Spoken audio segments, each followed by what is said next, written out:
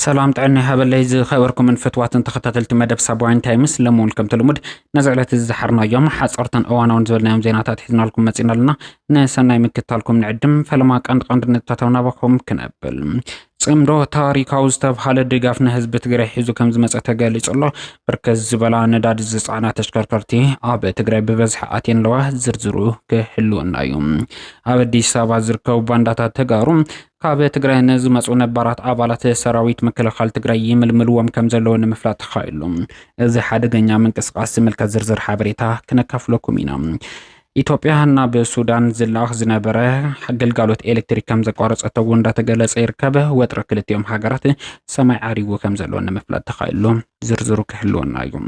ቢሮ ጉዳያት ኮሙኒኬሽን ትግራይ ቃልሲ ትግራይ ብዕሊ ከም ዝተጀመረ ዘረጋገጸሉ መግለጽ እውን ኣብ ምድላውና ክትረኽቡ ኢኹም ክቡራትን ፍትዋትን ተኸታተልትና ናይ ውሽጢ ዓዲ ምስ ናይ ወጻኢ ዜናታት ብቢዝነስ ዝተሓገዘ ዝርዝር ሓበሬታ ኣብ ናይ ሎማዓንቲ ምድላውና ብሰፊሑ ክትረኽቡ ኢኹም ሓቢርኩም ናጽንሑ ላይክ ኮሜንት ሼር ሰብስክራይብ ምግባር ዘንግዑ ብፍላይ ብሄራዊ ረብሓ ህዝቢ ትግራይ መኸተና ንኽዕወት ኣብ እንገብሮ ዘለና ምቅላስ ናትኩም ድጋፍ ይጠላብ እዩ እሞ ላይክ ኮሜንት ሼር ሰብስክራይብ ምግባር ዘንግዑ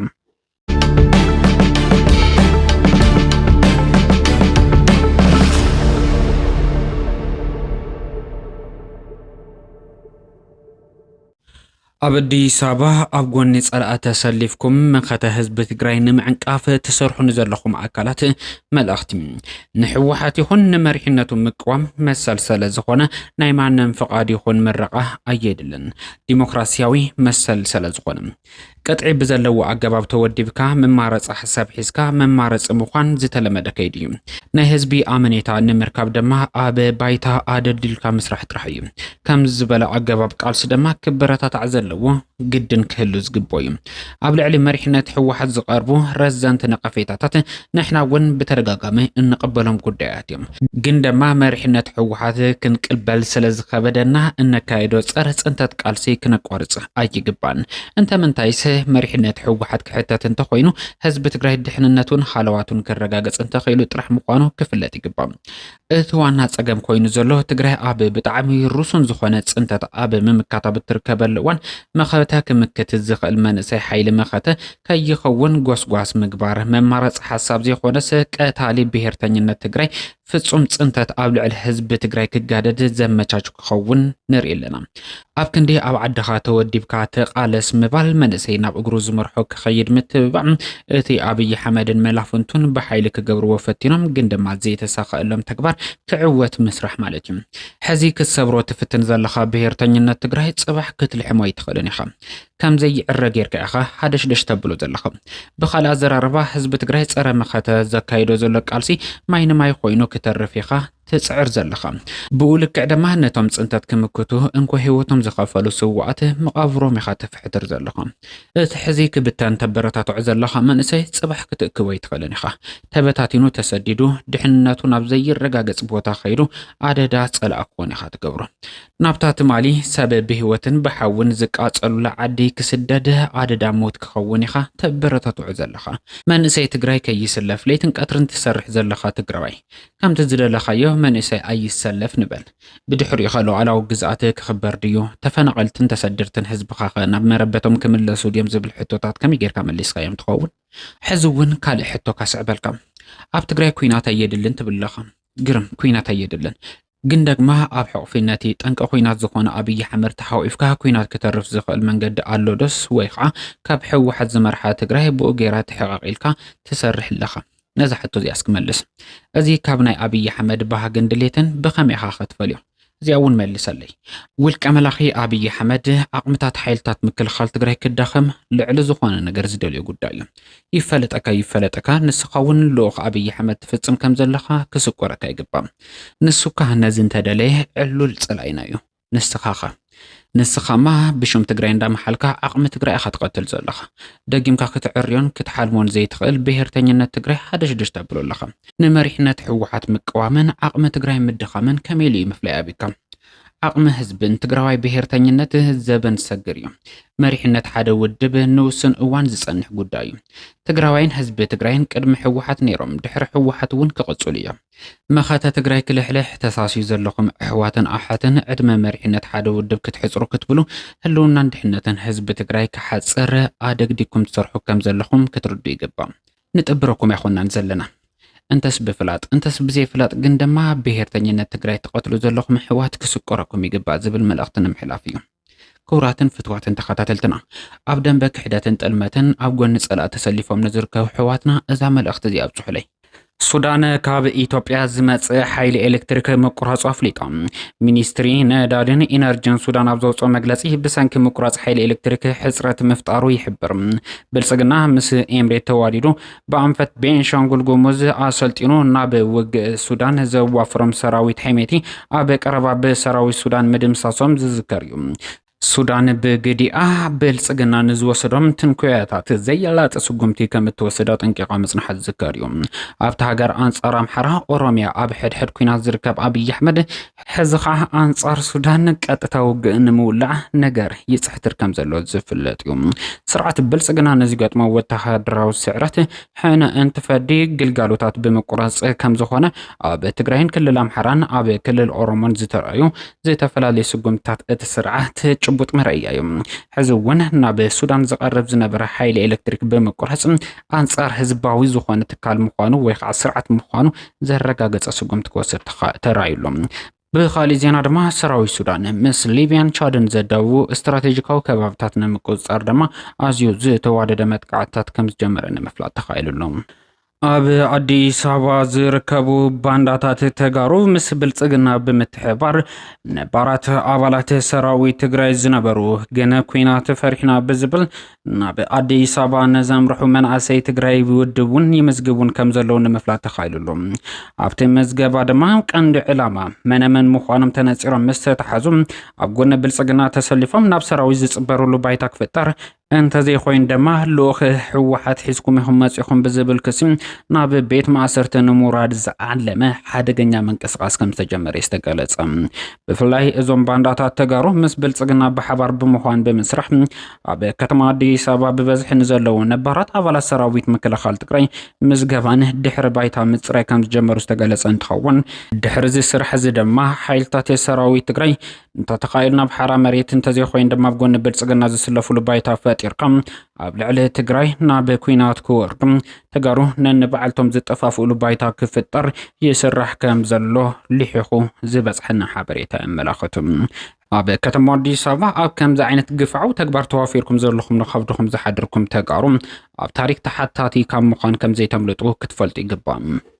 ብሄራዊ ህልውና ህዝብ ትግራይ ብሕብረትን ሓድነትን ስትራቴጂክ አቅምታት ትግራይ ይረጋገጽ ክብል ቢሮ ጉዳያት ኮሙኒኬሽን ትግራይ ገሊጹ ውልቀ መላኺ ጆኖሳይደር አገዛዝ አብይ አሕመድ ከም ህዝቢ ጆኖሳይድ ፈጽሙልና ብዝልዓለ ጽንዓትን ጀግንነትን መኪትና ስምምዕነት ሰላም ፕሪቶሪያ እንተተፈረመውን ብሄራዊ ህልውናና ናብ ሓደጋ እትዩ ሰብአዊ መሰላትናን ድሌታትናን ዓጽም በሰላሕታ ክንጸንት ብኩሉ ዓቅሙ ይሰርሕ ሎ ክብል እቲ ቢሮ ይገልጽ ኣብ ዝቀረበ እዋን ድማ ተላእኽቱ ኣዋፊሩ ኣኪቡ ተወለድቲ ትግራይ አንጻር ህዝብን መንግስትን ትግራይ ከም ዝተሰለፉ ኣምሲሉ ንምድንጋር ዝሓሰቦ ድራማ ስለዝ ፈሸሎም ንምክሓስ ብብዕራይ ወለደ ንኹይናት ንምልዓል ብኩሎም ሚድያታቱ ኣቢሉ አንጻር ህዝብን መንግስትን ትግራይ ሰፊሕ ወፍሪ ጸለመ ከፊቱሎም እዚ ዝገብረሉ ዘሎ ቀንዲ ምኽንያት ድማ ነቲ ዘዛዝሞ ጆኖሳይድ ንምዛም ሓሲቡ ወተሃደራዊ ምድላዋቱ ስለዝወገነ ኩናት ንምውላዕ ነገር ይጽሕትር ከም ዘሎ ፀሓይ ዝመቆም حصر سلتي مقانو قلصيوم حزونا بلعله حزب تግራይ ካልኣይ ዙር ጆኖሳይድ ንምፍጻም ኩሎም ዓይነታት ምድላው ወጊኑ ጀምር ዝብል መምርሒ ንምውራድ ጫፍ በጽሑ ከም ዘሎ ግልጽ ኮይኑሎም ከም ህዝብን መንግስትን ትግራይ ድማ ንዝመጸና ዘሎ ጥፋኣት ኢድናን እግርናን ኣሳሲርና እንጽበየሉ ምኽንያት ስለዘይብልና ኣብ መላእ ዞባን ወረዳታትን ከተማታት ትግራይ ዘበተን ብሄራዊ ብርሰት ብዝብል መሪ ሓሳብ ብልዓሎት ኣመራርሓ ውድብን መንግስትን ዝተመርሑ ሰፋሕቲ ናይ ህዝባዊ ምልዓልን ምንቅቃሕን መድረኻት ይካየዱ ከም ዘለው እቲ መግለጽ ሓቢሩሎም ህዝቡን ከም ህዝቢ ከይነጠፈ ዘለና መማርጽ ሕብረትን ሓድነትን استراتيجيكاዊ ዓቕምታትና ብምጥንኻር ነዚ ጆኖሳይደር ኣገዛዛኣ ብምእላይ ብሄራዊ ህልውናናን ምርጋዝ ጥራሕን ምዃኑ ብምእማን መላእ ህዝቢ ትግራይ በዓል ዋና እቲ ቃልሲ ኮይኑ ክቃለስ ከም ዝግባእ ወሲኹ ገሊጹሎም በዚ መሰረት ድማ ከም ህዝብን መንግስትን ትግራይ ዘበትን ብሄራዊ ብርሰት ኢልና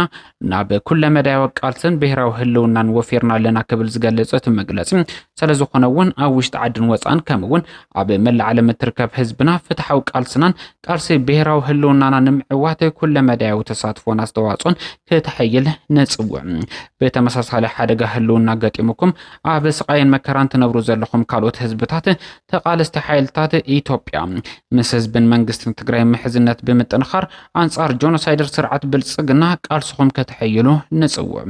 ዘበተ ንብሄራዊ ብርሰት ቢሮ ጉዳያት ኮሙኒኬሽን ትግራይ 15 ሐምለ 2018 ዓመተ ምህረት በአቆጻጽር ግዝ ኣብ ዝዘርግሖ መግለጺ ጠቂሱሎም ቦምበር ውድብ ሕወሓትን ፕሬዝዳንት ብሄራዊ ክልላዊ መንግስቲ ትግራይ ዝኾነ ዶክተር ደብረጽዮን ገብረ ሚካኤል ድሕሪ ሕዚ 360 ዲግሪ ኣይንዕጸውን ክብል ቅድሚ ሕዚ ድሕሪ ዝሕለፎ ሓሳብ ኣብ ትግራይ ኣጋጢሙ ዘሎ ሕጽረት ነዳዲ ንምቅራፍ ብዝተፈላለዩ መንገድታት ጻዕርታት ግበር ድሕሪ ምጽናሕ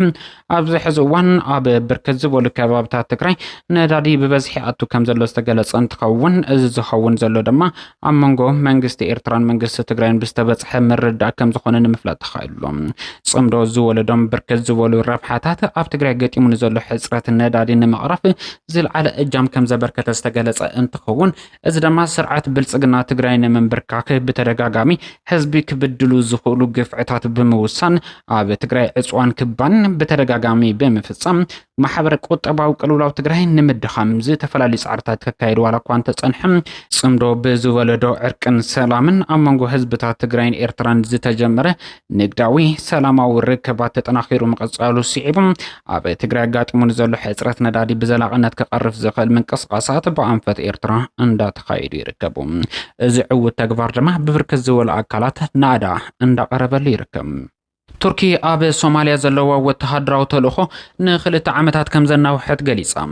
ፕሬዝዳንት ቱርኪ ራሲብ ጣይብ ኤርዶጋን ንዝቐረቦ ሕቶ ሲዒቦም ባይቶ ቱርኪ ንነዊሕ እዋናት ንሓይልታት ጸጥታ ሶማሊያ ኣብ ምስልጣን አንጻር ግብረ ሽበራ ስጋታትን ባሕርታትን ዝግበር ቃልሲ ኣብ ምድጋፍ ዝርከብ ወተሃደራዊ ልኡኽ ቱርኪ ኣብ ሶማሊያ ንኽልተ ዓመታት ንኽናውሕ ከም ዝወሰነ ሆርሴድ ሚዲያ 22 ሐምለ ኣብ ዘርጉ ሓበሬታ ገሊጹሎም እቲ ካብ ሐምለ 27 ናትሒዙ ኣብ ግብሪ ዝውዓል ሓድሽ ውሳነ ሰራዊት ቱርኪ ንሶማሊያ ወተሃደራዊ ስልጣና ኣገልግሎት ምኽርን ሓገዝን መሃብ ክቕጽል ምዃኑ ተገሊጹሎም ብተወሳኺ ሓይልታት ቱርኪ አንጻር አልሸባብ ሸፋቱ ባሕሪ ዘይሕጋዊ ምግፋፍ ዓሳ ኮንትሮባንድን ኣጽዋርን ካልኦት ስጋታት ጸጥታ ኣብ ዝግበር ቃልሲ ክሳዕ ኣብ ውሽጢ ባህራዊ ግዛኣት ሶማሊያ ዘሎ ከይተረፈ ድጋፍ ከም እትህብ ንምፍላጥ ተኻኢሉሎም እቲ ምንዋሕ ፕሬዝዳንት ቱርኪ ሬሲፕ ጣይብ ኤርዶጋን ብዘቕረቦ ሕቶ ዝመጸ ኮይኑ ሰራዊት ቱርኪ ሓይልታት እቲ ሃገር ንምድንፋዕ ትካላት ጸጥታ ንምድልዳል ከምውን ኣብ ቀርኒ ኣፍሪካ ርግኣት ንምስፋን ኣዝዩ ኣገዳሲ ምዃኑ ገሊጹሎም ቱርኪ ንልዕሊ 10 ዓመታት ቀንዲ መሻርክቲ ጸጥታ ሶማሊያ ኮይና ጸኒሓ ከም ዘላ ዝፍለጥ እንትኸውን ኣብ 2017 ዓመተ ምህረት በአቆጻጽር ምዕራባውያን ኣብ መቃድሶ ብዝተኸፈተ ወተሃደራዊ መደበር ስልጠና ቱርኪሶን ኣቢላ አንካራ ንኣሻሓት ወተሃደራት ሶማሊያ ከም ዘሰልጠነት ይንገር እቲ ውሳነ ኣብ ባይቶ ሰፊሕ ድጋፍ እኳ እንተረኸበ ገለ ተቃዋምቲ ኣባላት ባይቶ ግን ብዛዕባ እቲ ሰራዊት ዝዋፈረሉ ኣሰራርሓ እቲ መንግስቲ ዘለዎ ግልጽነት ኣብ ሕቶ ብምእታው ባይቶ ኣብ ልዕሊ እቲ ቱርኪ ኣብ ሶማሊያ ዘለዎ ወተሃደራዊ ግዘ ገደብ ክግበረሉ ጻውዒት ኣቕሪቡ እዩ እዚ መስርሕ ዝተሓደሰ ውሳነ ሶማሊያ አንጻር አልሸባብ ወተሃደራዊ ስጉምቲ ኣብ እትወስደሉ ዘላ ሓይልታት ጸጥታ ንምድልዳልን ሃፍቲ ባሕሪ ንምሕላው ኣብ እትገብረሉ ዘላ ምንቅስቓስ ዝተሰምዐ ምስ ምዃኑ ተታሒዙ ንሶማሊያ ብስራት ዝተባሃለ ሓበሬታ ኮይኑላ ኣሎ